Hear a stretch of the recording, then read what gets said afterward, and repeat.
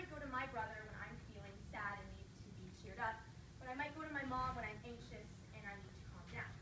I might not go to my brother when I'm anxious because he's crazy and would just amplify my anxiety. So his distinct emotion regulation need is to make me happy when I'm sad, while my mom's is to calm me down when I'm anxious. So using the importance of positive events that occur in our daily life and how important emotion regulation is, we aim to try to see if we could predict how happy someone would feel when they go talk to specific people in their social network. So our hypothesis was that the more effective people believe their social network to be at regulating positive emotions, the happier they would feel when they go talk to the specific people that are good at regulating positive emotions. And I want to be clear that when I say social network, I'm referring to the people that you're closest to, including your friends or your parents or your family. And so we have several goals within this research, and one of them is to add to the positive emotions, interpersonal relationships, and emotionships research, because emotionships haven't really been studied much and are very open to study. And the second goal that we have is to understand human tendencies to talk to others regarding their positive events and the effects that emotionships have on them. The importance of this research is to really learn how to maximize emotion regulation given its importance on well-being and relationships. So within this project, there was a year-long longitudinal study that was conducted between the 2013 and 2014 school year with 133 freshman students from this campus. And multiple questionnaires were conducted throughout the whole entire school year periodically, but a 14-day daily diary questionnaire was also conducted, and participants reported their overall positive and negative emotions for the day. They reported the most important positive and most important negative event that affected them that day. And they also reported who, if anyone, they went to talk about that event. Participants in several questionnaires also listed up to 4 people that they believed were good at capitalizing on their positive emotions. So one of the questions they were asked was, suppose you received some good news and wanted to savor this happiness. Please list up to 4 people you would seek out to savor your happiness.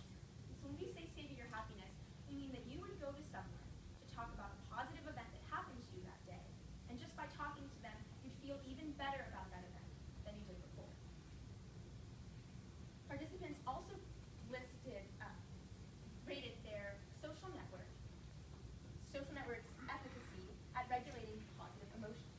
So participants were given multiple statements that they were to rate on a strongly disagree to strongly agree scale. And one of the statements they were given was, I find that even just being around other people can help me to feel better. So based on how the participants rated each of these statements, we were able to determine how they felt their social network to be at regulating positive emotions. So by analyzing all of this data and controlling for the negative emotions and events that happened to them, we were able to figure out if our hypothesis was supported. So one of the questions that we asked was, if you believe that your network is good at regulating positive emotions, can you just go to anyone? And as it turns out, no, you can't. It's actually statistically insignificant. So what this means is that we're not able to predict how happy you will feel if you go to anyone in your social group. So the next question arose, is it even worth it to believe that your network is effective at regulating positive emotions? And as it turns out, yes, it is a benefit. So what this means is that the more that you perceive your social network to be good at regulating positive emotions, the happier you resulted in feeling when you went to your specific positive emotionships to talk about those events. So in this graph, you can see that the x-axis is the rating that participants gave at how effective they believed their social network to be, and the y-axis was their daily positive emotion as a whole. And so the greater people believed their social network to be good at regulating positive emotions, the happier they resulted in feeling when they went to the specific people that were actually good at it.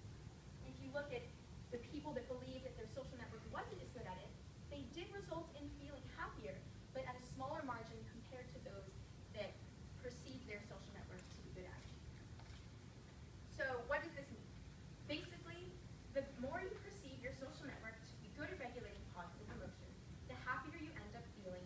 go to the specific people that are actually good at it.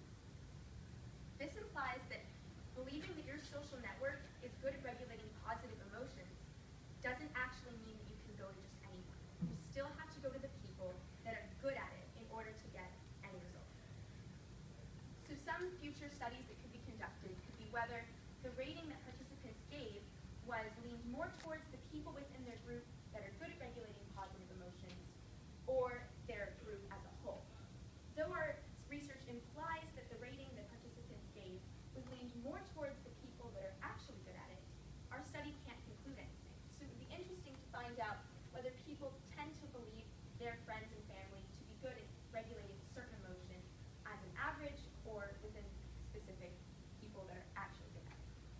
Also, the same study that we did could be conducted but with other emotions as the center point. For example, anger, sadness, and anxiety.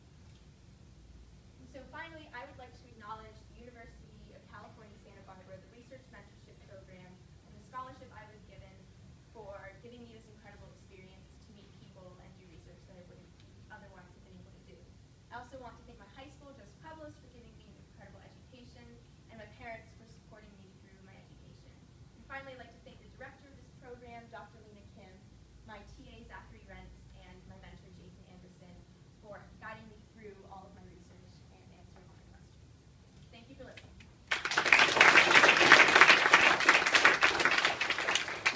Hey, any questions? Is it solely when you actually meet up in person with one of these people you have an emotionship with, or can you be contacting them over the phone or via text or email? So what we, and in this study specifically, we had people actually contact based on talking directly rather than over any social network. Just out of curiosity, like when you define a group of people, do you mean a specific close group of friends? Or I know for different people, the kind of groups they're surrounded by can vary, and that might affect the kind of results you get. For example, someone didn't have a lot of friends, and their group was just their parents. Did you take that into account, or did you notice things like that when you're doing your study? When I did do my study, I noticed that there were certain people that